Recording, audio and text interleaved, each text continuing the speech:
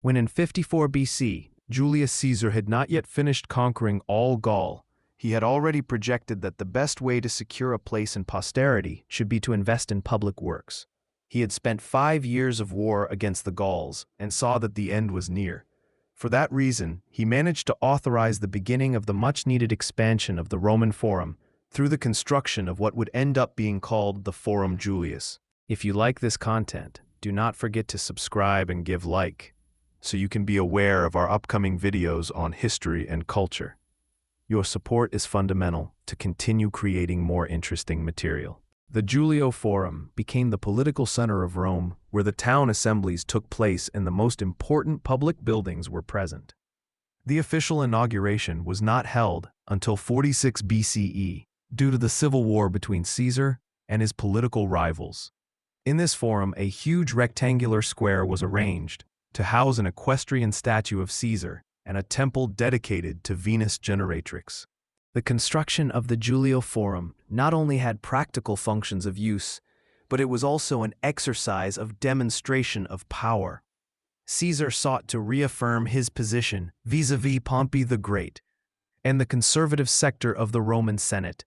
This new space was a symbol of his triumph in the wars against the Gauls and in his confrontation with Pompey. Throughout the history of Rome, not only Caesar understood the importance of building buildings that met public needs, but also served as a showcase of personal achievements.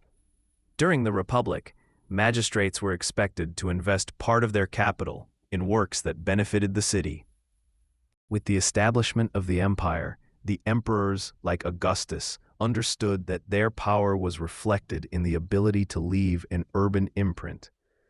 Buildings such as the Domus Aurea of Nero and later the Colosseum are examples of this megalomania and desire for immortality through architecture. The influence of the Roman world has remained alive over the centuries, inspiring the construction of great palaces and monuments. From the 17th to the 19th century, architects imitated the classicist schemes, such as the monument to Victor Emmanuel II in Rome, which reproduces the altar of Pergamum. In the 20th century, personalist dictatorships also looked to antiquity to convey grandeur and triumphalism. Mussolini and Hitler's architecture was based on the rhetoric of the classical past as a means of glorifying the power of their regimes.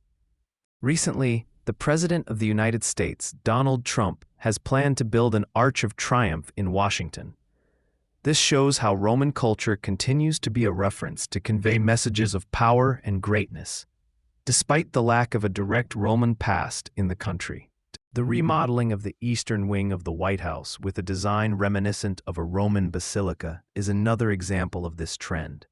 The project of the Triumph Arch is crowned by a statue of a winged goddess of victory, showing interest in the architectural symbols of ancient Rome.